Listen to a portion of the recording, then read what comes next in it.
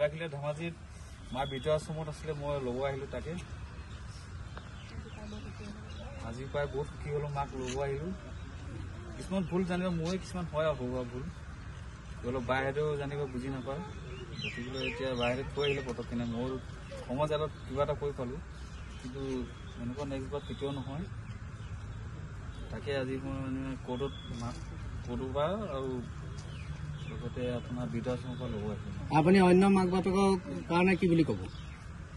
অন্য মাক বাপেকৰ কাৰণে কি ক'ম আৰু, এনেকুৱাটো হোৱাটো ভাল নহয়। তাকে চবেই ল'ৰা মোৰ নিচিনাই বুজক আৰু মোৰ নিচিনা মানুহজনী বুজক। আইতা আপুনি কেতিয়াও নাৰাখে, ইমানটোৱে ক'ব বিচাৰিছোঁ। আপুনি কিমান দিন থাকিলে বৃদ্ধাশ্ৰমত? 1 মাহ থাকিলে। কিমান চনত আহিছিলে, মনত আছে নেকি? ফেব্ৰুৱাৰী 13 তাৰিখে আছিল। এতিয়া আপুনি পু বোৱাৰীয়ে লৈ যাব লাগিছে, আপোনাৰ ভাল লাগিছেনে?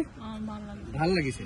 হয়, তাৰপিছত আমাৰ অধিবক্তা বাইদেৱে কি কয়, অধিবক্তা বাইদেউক আমি যিহেতু আইন সেৱা প্ৰাধিকৰণৰ তৰফৰ পৰা নিয়োগ কৰিছিলোঁ তেখেতক গোচৰটো তৰিবৰ কাৰণে, এতিয়া বাইদেউৰ ফালৰ পৰা কেনেকৈ যোগাযোগ কৰি বৃদ্ধাশ্ৰমৰ পৰা মাকক সমজাই দিয়াৰ ব্যৱস্থা কৰিলে অকণমান কৈ দিয়ক।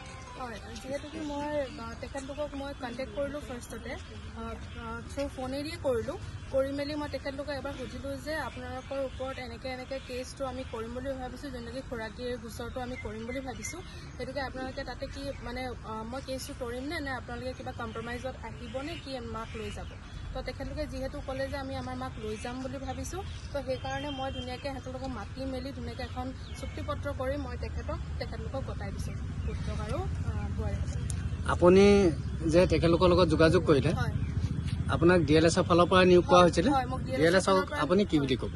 মই DLS-ক বহুত থেংক ইউ বুলি ক'ম, কাৰণ তেখেতলোকে মোক এজ এ লিগেল এইড ছাৰ্ভিচৰ কাৰণে চুজ কৰিলে তেখেতৰ কাৰণে। তো সেইটোৰ কাৰণে বহুত ধন্যবাদ। আৰু যিহেতুকে মই এইটোত বহুত ছাকচেছফুল হ'লোঁ যে তেখেতলোকক মই তেখেতৰ পুত্ৰক আৰু বোৱাৰীক মই গতাই দিব পাৰিলোঁ তেখেতৰ মাকক, সেইটো কাৰণে বহুত ধন্যবাদ।